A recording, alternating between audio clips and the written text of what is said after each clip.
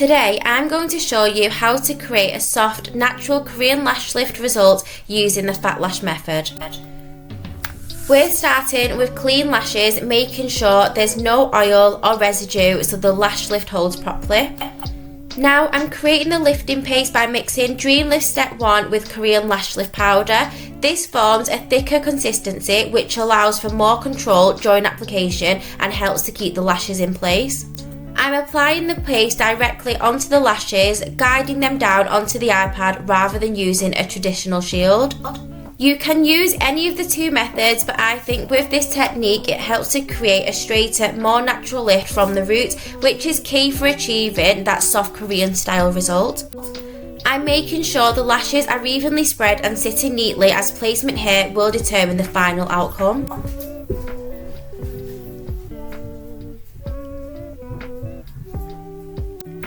Make sure to repeat this on both sides and take your time when doing this. I've now left the lifting solution on for the appropriate processing time, making sure to monitor the lashes throughout to avoid over-processing. Once the lashes are ready, I'm gently removing the product, being careful not to disturb the placement too much. At this stage, you can already see the lashes holding their new shape while still maintaining that soft, natural finish.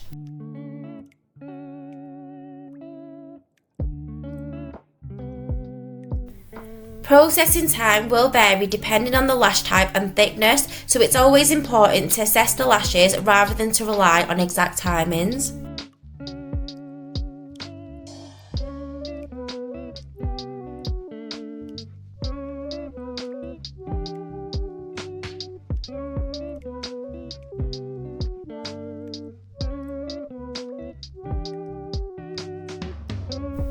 Now I'm placing the glueless shield onto the lash line to support the shape before applying step 2. Remember, with the Korean lash lift method, it is a completely glueless method, so this means that we do not need any lash glue or any lash lift balms. I'm gently positioning the lashes onto the shield, keeping them lifted and evenly aligned. Next, I'll be applying step 2, the setting solution, which locks the lashes into their new shape and ensures long-lasting results. Again, I'm focusing on controlled placement and even distribution to maintain that soft, natural Korean lash lift style. Lash placement is everything. This is where most of the results come from, so you need to make sure that the lashes are straight and evenly spaced and there is no crossing or twisting. I would also recommend a wide tool or isolator to perfect your alignment of the lashes.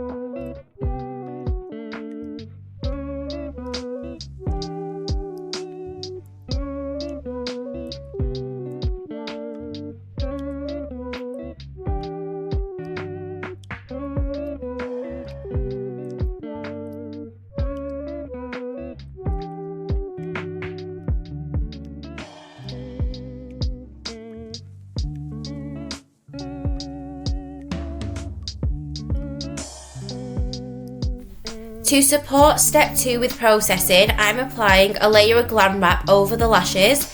This will help to retain heat and moisture, allowing the setting solution to work more effectively and process evenly. I'll leave this on for the recommended time, continuing to monitor the lashes throughout.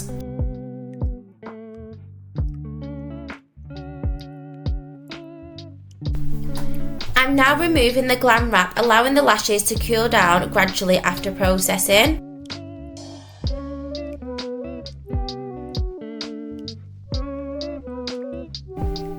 Next, I will be removing the step 2 setting solution, taking care to work delicately so I don't disrupt the shape that we have created.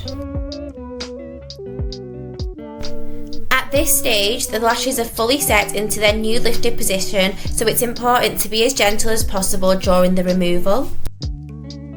Make sure all the product is thoroughly cleansed away, leaving the lashes clean, separated and well defined. You can already start to see the structure of the lift coming through with a soft, natural elevation from root and no harsh curl.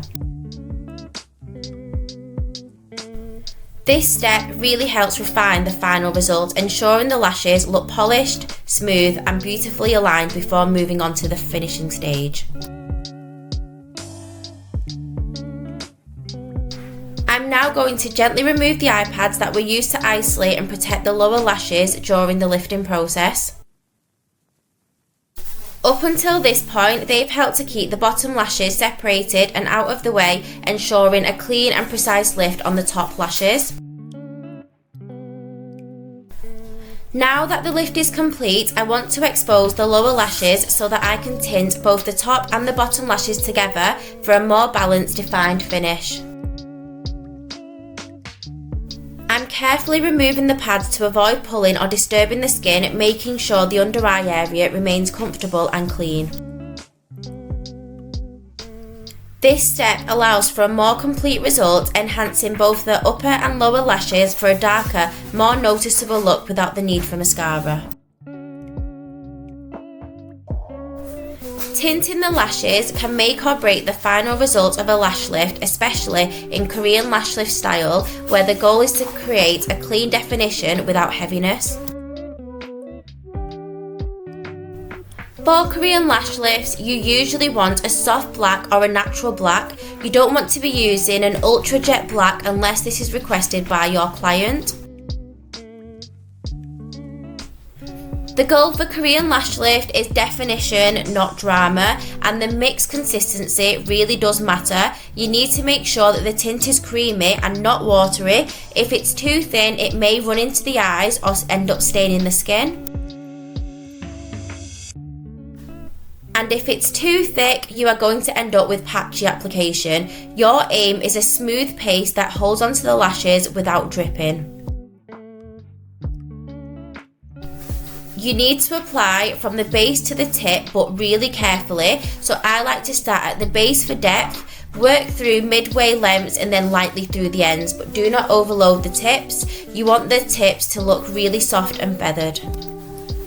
The tint has now fully processed, so I'm gently removing them using a micropore brush.